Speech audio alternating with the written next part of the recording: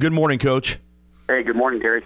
Good to have you. Well, one more hurdle left before Oklahoma City, and it's not going to be an easy one. Of course, you don't expect it to be, but you've got the Super Regional. You're the number 6 national seed. You welcome in Washington, winner of the Seattle Regional, the number 11 seed. 8 p.m. tomorrow night, Game 1. Game 2 in the best-of-3 series, 4:30 on Saturday, and the if necessary game will be at 7:30. All 3 games at the Rhodes House. This is what it's all about, and I know your team is pumped and ready to go. I know, and it's really strange because, last year they came here for regionals. Right. And they were our 2 seed. And in between last year and the end of this year, Heather Tarr and I, we're going to do a home and away. And they're coming back here actually next year to play a 3-game series. And then we're going to Seattle in 2018. So we've kind of started a pretty good rivalry. They do a great job. She's a hell of a coach. We respect her a lot for, this year she went to LSU to play, and then now next year she's coming to us. So it's going to be a fun series. They're better than last year. They've got a freshman pitcher that's very talented, and then their shortstop's just having a heck of a good year. She's got 21 home runs and like 70 RBIs. So it'll be a fun weekend. Yeah, great program, and you had said following the regional victory that they'll be extra motivated because of the way things played out last year in the regional. And unlike a lot of teams in this situation, they were here last year, and they've got a history of playing here. Most of their girls, other than the freshmen, were in this environment, so this won't be something that will overwhelm them. They'll be prepared for the crowds and the atmosphere at the Rhodes House. Yeah, and I think, overall, it's the 3rd year they've come here. They came, I think, maybe 2008 for a tournament, and then obviously last year, and then this year, and now next year. So 3 years in a row they'll be in Tuscaloosa. But their freshman was highly, highly recruited. She's a big kid, throws hard, and we're going to have to time her up to hit her because she does throw 68, 67 miles an hour, and and she's one of the few, like you said, that haven't been in this environment. So we're going to try to, get on her early. You said something to me last week prior to the regional, and even though I think I know quite a bit about softball, and most of the media people that cover it think we know quite a bit about it, we don't know as much as you. That's why you're the coach. And as a media person, I was concerned about your pitching, but you said one thing we got going for us, Gary, is that when we get into this regional, unlike the SEC teams, these teams don't know our pitching nearly as well as those SEC teams do. So when we run them out there, it's a lot different. And you pitched extremely well, but I thought that was a key thing that you said to me last week, that these teams don't know your pitching the way the SEC teams do, and that gives you a big advantage. And certainly over the weekend, they were dominant. Yeah, it started off with Lexus Osorio against Stanford, and, we needed every bit of her because it was a 3-0 game. And their kid threw a good game, but Lexi, I think she struck out 14, had a no-hitter going into the 6th. And it just kind of went from there. And, she helped Sydney finish the game on Saturday against Cal, and then dominated them again on Sunday with an 8-0 shutout. So I was pleased, and I was hoping to get Maddie in a little bit longer, and I probably should have on Sunday. But, all 3 are going to be ready to go again. I think Lexi is almost to where she was last year. And, everybody's fresh, so that's what you want at the end of the year. You don't want anybody tired and overworked. Yeah, and you've been able to keep this staff from getting to that point. And you mentioned Osorio almost back to where she was last year. And we know how dominant she can be. And in the regional, as you said, she looked a lot like herself. The 14 strikeout performance against Sanford. I mean, all weekend, when you turned to her, she was really on her A game. Yeah, and I think in the 3 games, she had 28 strikeouts and not very many walks. And that's usually the name of her game. She struck out 14 against Stanford, and I think only walked 1. And, Cal had a bunch of really, really good lefty hitters. I mean, they had, I think, 6 in their lineup. And she limited them. And what's the good thing about her was she was limiting to singles. And they had 3 singles Sunday. The leadoff was 2 for 3. The 2-hole had a single in the first inning, and that was it. Nobody else got a hit against her. So she got a lot of swings and misses, a lot of pop-ups. and a bunch of miss hits. And when you have Haley McClinney in center field, she's going to basically catch everything. And then another kid that really got overlooked was Sydney Booker. She played a great shortstop all weekend. And Cal had some fast kids, and she had some tough chances, but she made every play. And the regional also marked the return of Demi Turner to the lineup as the designated player. Still not out in the field for you, but, man, she adds so much to your lineup in terms of speed, in terms of ability to get on base, create havoc for the defense. I know you were thrilled to have her back in the lineup. Yeah, and Sunday, our crowd is so smart. They realize, I think she might have pinch hit against Sanford. I don't remember which day, but a standing ovation for a kid that had been out since March 12th, I think it was. And they're great fans, but they're also very smart, and they realized all the work and all the things that she had to go through to get to this point to get back on the field. And then Sunday I started her as DP, and she was 2 for 3. And you're right, she creates havoc, and anytime somebody bobbles a ball, it's an extra base. And I think people realize that if you don't field it clean, she's going to be on and she's going to steal second. Any chance that we could see her on defense this weekend, or is that still a ways away? Well, the way it's worked out is, all 3 outfielders are doing good. Mm-hmm. So if we had to move Chandler, it would be to an outfield spot, right, and it really wouldn't help us out that much. So I doubt it, but she'd definitely be hitting for us. I want to ask you about something that, and you've never been a big prop guy. Y'all certainly have your cheers in the dugout and all that, but unlike some teams, you're not bringing swimmies and flotation devices and all that into the dugouts. But the color of softball is a big draw, and during the regular season, a lot of teams do rely on the props, and it's a big part of the games. And you get into regionals, and they're not allowed, of course, same for the super regionals. Your thoughts on that? Is it taking something away, or do you like that rule? No, I think sometimes it goes a little too far, right, and we don't want to look silly. And I mean, you can watch college baseball. Last night, the rally Boston, for LSU baseball. So you don't want it to go too far and take away from the game itself. And sometimes I think it did, and just the terms of silliness and just way over the top. So I'm fine with it the way they came out with the no props in the dugout. I mean, we didn't do a lot of that, and like the timeouts with the TV, where the people would have the mask on behind the coach, and that got to be a little too much, I think. So you don't want to take away from the game. You want the game to be the main thing, and that's why TV loves us. It goes so fast, and I don't think we need all that other stuff. I agree with you. Just wanted to get your thoughts. The SEC was another good weekend, maybe not as good as it could have been. Tennessee lost at home, a little surprising there. A&M had a shot down in Lafayette, coming back through the losers bracket, and lost an incredibly heartbreaking game there. But still, you've got 5 teams hosting, or 5 teams in super regionals, and Florida hosting Georgia. Just your thoughts on how the conference came out of it last weekend.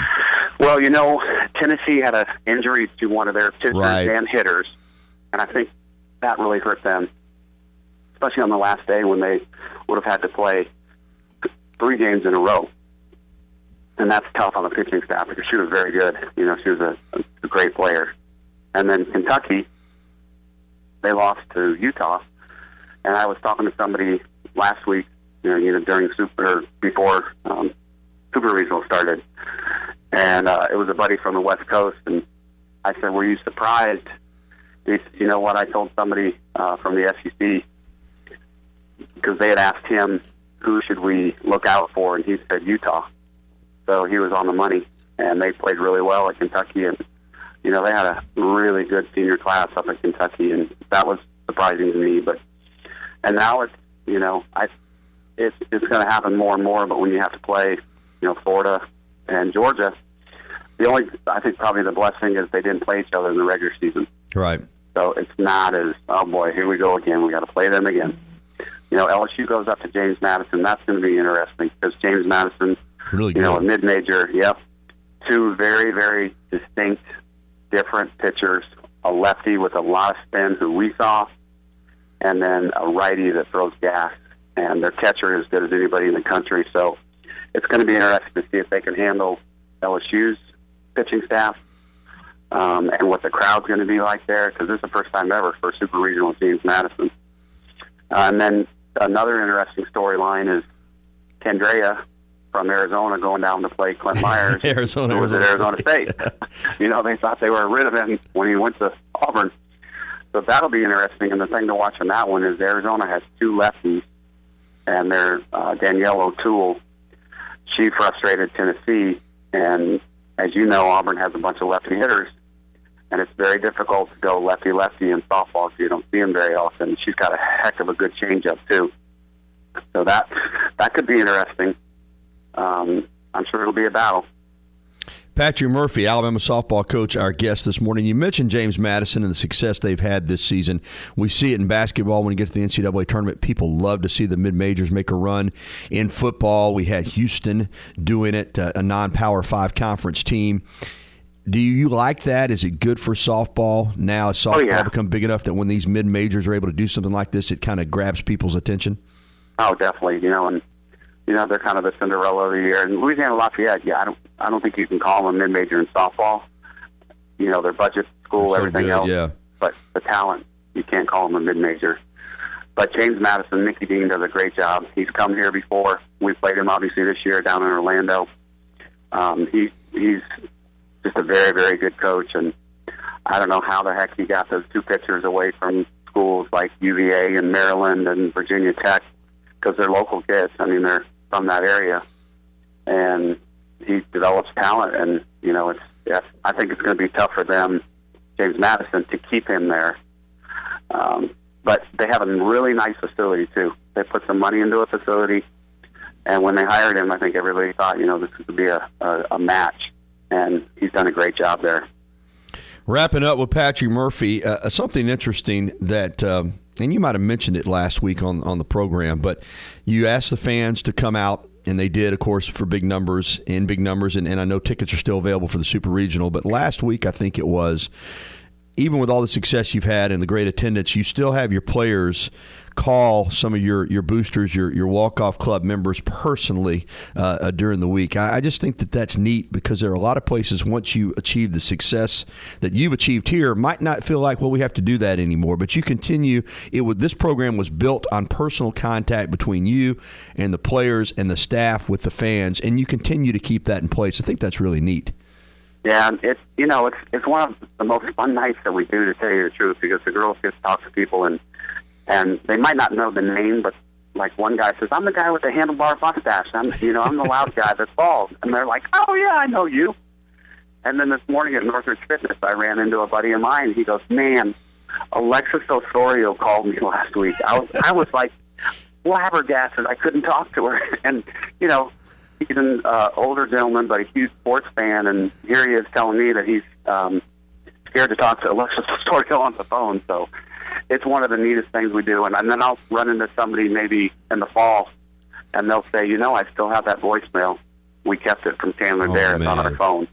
So it does mean a lot to them. And I think, we're in a sport where we have, our capacity is 4,000, and we can get to know almost everybody, right, really. And this is a small way that we can say thanks for being there for us all year. It's an awesome connection that you have with your fans. And when you're playing a club like Washington, that home field advantage could be the difference, particularly if the fans are what we are accustomed to seeing them be in a high-caliber series like this against a high-caliber opponent. It really can sometimes be the difference in winning and losing. Oh, it absolutely was last year, and you know that, against Oklahoma. Sure. We had to go to 3 games, and we got out of the batting cage at 2:30. It was 96 degrees, and I was like, oh, my God, and the Brickyard was full. And we beat them in the first game, and now it's about 6:30, and I thought, oh, gosh, everybody's going to leave. And after the end of the third game, after Runyon hit the grand slam, it's 9:30, and the place still has 4,000 people. So that was one of my favorite all-time memories. And we're going to need the same thing. And what's cool is ESPN sent the A-team. We're primetime. That's Friday right. night. That's right. Beth Mullins, Jessica Mendoza is doing her first softball, Michelle Smith. So, they could have gone to any of the 8 super regionals, but they picked Tuscaloosa. And And I think one of the reasons is that the atmosphere is so good. So we need to continue to up the ante. And I'd love to have 4,000 at each game, both Friday and Saturday, because last year I know the people came out on Saturday to help us out, and they did. Listen, folks, you can still get tickets. There's still tickets available, so do pack the Rhodes House again on Friday night and Saturday afternoon. One final thing, Murph, and it's off topic, but I know you love baseball as well, and I'm just curious about your thoughts on the SEC tournament. I'm not trying to stir anything up here. I'm just being objective. You play that first day in the elimination game, and then you get into the double elimination format. Potentially you could play 6 days of baseball. We saw Florida and LSU last night play until, again, 1 o'clock plus in the morning. Florida's got to turn around and play again early this afternoon against Alabama. I know softball does it single elimination. I kind of like it that way. The baseball tournament, has it gotten too long? Is too much baseball? Should they look at maybe cutting it back to single elimination or doing away with the elimination games before you get in the double elimination format? I mean, this thing is a marathon, and then you got to turn around and play, if you're good, hopefully a regional and a super regional before you get to the World Series. You got any thoughts on that? Well, I think you can look at it as two ways. One is, if I'm the athletic director and I'm spending money, do I want to spend, a lot of money for just one game? Good point. Didn't think about it like that. So they do it for softball, they do it for basketball, but, it is a lot of money. And then the second thing is, I think if I was a baseball coach, and I think Jim Wells used to do that, when he would, and he won the tournament a lot, but he would throw a kid that maybe, like the kid last night from Mississippi State. Mm-hmm. He'd only thrown, 7 innings in SEC play. You couldn't tell it, could you? Yeah, so you give that kid the confidence to say, look, you can do this. You're going to help us out in regionals the next week. You're going to help us out in super regionals, but I'm going to give you an opportunity right now to see what you can do, because there's no way you could keep going with who you went all week. And that weather, it's hot, and I think you burn your pitching staff out. And I think that's why you see these unsung heroes that come out of nowhere and pitch the game of their life. And you just have to trust the kid. And if he doesn't do it, then you go home and get ready for regionals. Well said. Good. Yeah, I don't know. I wonder what the coaches would say. Yeah, well, I'm going to ask Mitch when I get a chance to talk with him, because I'm interested too. I mean, it's just a really long event now with a lot of baseball. Hey, going to turn you loose, but again, I know tickets are available. How can the fans get hooked up and go to the Rhodes House this weekend? 205-348 Bama, and you can call anytime. Thanks, Murph. Okay, thanks for having me on.